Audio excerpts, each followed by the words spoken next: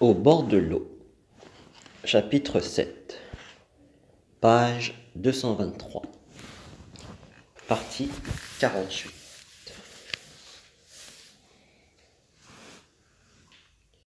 Si je le tenais, grogna-t-il, cette bête brute de Lucian.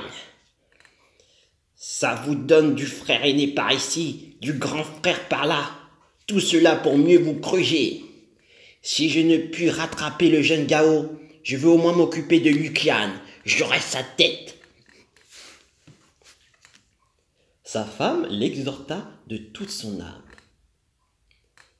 Allait-elle accepter de le laisser sortir? Quant à l'officier de surveillance Lu, caché dans la résidence du seigneur Gao, il n'osait rentrer chez lui. Lin Chong l'attendit 3 jours d'arrache-pied. Fut en vain. Les gens des environs de la résidence voyaient bien que Li Chong avait l'air mauvais et malangron. Mais qui eût osé lui poser des questions? Le 4e jour, à l'heure du repas, Sagesse Profonde s'en vint droit à la demeure de Li Chong pour prendre de ses nouvelles. « Instructeur, dit-il, d'où vient qu'on ne vous voit plus depuis des jours? Votre petit frère a été très occupé et n'a eu le temps de vous rendre visite, révérend. Puisque vous me faites la grâce de venir me voir dans ma froide demeure, il faut que nous vidions ensemble 3 coupes de mauvais vin. » Note. Habituellement terme d'humilité pour parler de son domicile. Fin de note. Votre petit frère a été très occupé et n'a pas eu le temps de vous rendre visite, révérend.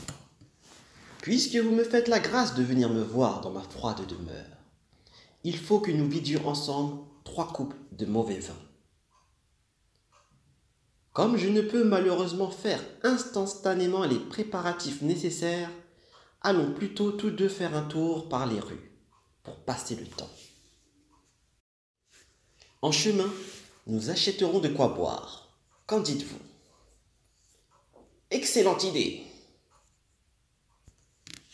Ils sortirent et passèrent toute la journée à boire avant de se donner rendez-vous pour le lendemain. Dès lors, ils se retrouvèrent quotidiennement pour se promener et trinquer ensemble. Et de la sorte, Li Chong oublia peu à peu son affaire avec le jeune seigneur Gao. Parlons justement de lui. De la panique qu'il avait pris certains jours dans la maison de Lucian, pas plus que de sa fuite précipitée par la fenêtre, il n'avait osé souffler mot à son père adoptif. Mais il était tombé malade et gardait la chambre.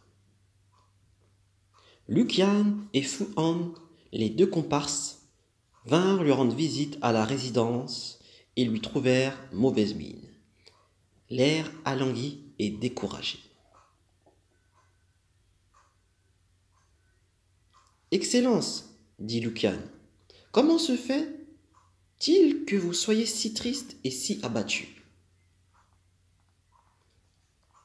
Pour vous parler sans fraude et sans fallace, c'est à cause de cette dame Lin. Voilà 2 fois qu'elle m'échappe. De plus, j'ai pensé mourir de frayeur l'autre jour, et mon mal s'en est encore aggravé. Il n'y a pas à s'y tromper. Je n'en ai plus que pour 3 mois, pour 6 au plus. Que votre Excellence se tranquillise. Veuillez laisser faire les petits êtres que nous sommes. Quoi qu'il arrive, nous vous procurerons cette femme. À moins, évidemment, qu'elle ne se pende avant. Auquel cas, il n'y aurait rien à faire. Au beau milieu de ces consolations, voici venir le vieux majordome de la résidence. qui voulait s'enquérir de la santé du jeune homme. Tandis qu'il prenait de ses nouvelles, les deux âmes damnées du jeune Gao tinrent conseil à voix basse. Il n'y a qu'à... Oui, c'est la seule solution. Ils attendirent que le majordome eût fini sa visite. Quand il sortit, ils le menèrent dans un endroit retiré et lui dirent: « Pour que la maladie de son Excellence guérisse, il n'y a qu'un moyen. Que le grand maréchal soit mis au courant et ordonne la mise à mort de Li Chong. Alors seulement on pourra s'arranger pour que sa femme et son Excellence soient réunies. Du même coup, la maladie sera guérie. Si nous ne faisons pas cela, il perdra la vie, à ne pas douter. » « Rien de plus facile, » promit le majordome. « Laissez un vieillard en informer dès ce soir le grand maréchal. » Note: Lao Han. Moi, vieux Han, c'est-à-dire, laissez-moi, vieil homme que je suis, en informer. Fin de note. Rien de plus facile, promit le majordome. Laissez un vieillard en informer dès ce soir le grand maréchal. Pour le reste, nous avons un plan. Et nous n'attendons que votre réponse. Le soir, le majordome alla trouver le grand maréchal Gao et lui déclara: « La maladie de son Excellence n'a qu'une seule et unique cause, la femme de Ling Chong. » La femme de Ling Chong? Mais depuis quand la connaît-il? Eh bien, c'était le 28e jour du mois dernier, quand elle est venue au temple du mont sacré de l'Est. Cela fait maintenant plus d'un mois. Il narra ensuite par le menu le stratagème ourdi par l'officier Lu Qian. « C'est donc cela !» s'exclama Gao le Bel. « Mais s'il s'agit de son épouse, comment puis-je me débarrasser de Ling Chong? À bien réfléchir pourtant, il ne fait pas de doute qu'en hésitant à nuire à Ling Chong, je risque la vie de mon fils. Quel parti prendre? » Lu Qian et Fun Ha ont un plan, dit le majordome.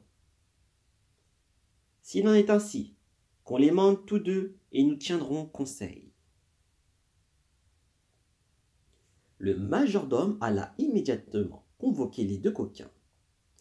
Introduits dans la grande salle d'audience, ils saluèrent le maréchal Gao qui leur dit d'emblée: « Pour cette affaire avec mon fils, il paraît que vous avez un plan. Lequel? Si vous parvenez à le guérir, je me charge, moi, de votre promotion. » Lu Qian s'avança et déclara avec déférence: « Que votre grâce daigne m'écouter. Il suffirait que, comme cela et comme cela, et la chose serait possible. » Dans ce cas, conclut le maréchal, faites-moi cela tous les deux dès demain. Voilà pour eux. Parlons maintenant de Ling Chong. Chaque jour, il allait potailler en compagnie de sagesse profonde, et finalement, il était venu à oublier toute l'affaire. Mais un jour que les deux amis flânaient ensemble à l'entrée de la rue du quartier des revues militaires, ils avisèrent un grand gaillard coiffé d'un turban à coiffe froncée et vêtu d'un vieux pourpoint de guerre. Il tenait à la main un sabre de grande valeur, sur lequel il avait fiché une torsade de roseau, signifiant à vendre. L'homme était planté au milieu de la rue et parlait à son chapeau. pas un connaisseur, marmonna-t-il. un sabre aussi précieux, ignoré de tout le monde. Quelle injustice!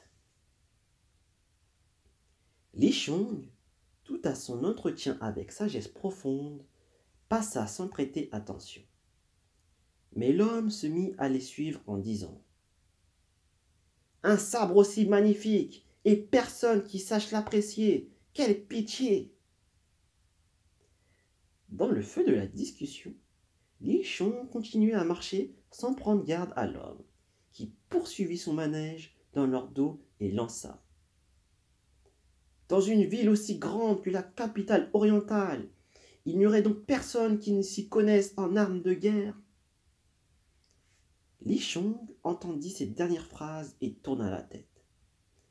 À cet instant précis, l'homme tira le sabre de sa gaine et la lame miroita avec un éclat aveuglant. Et comme le malheur de Li Shang devait être prédestiné, il s'écria soudain: fais voir!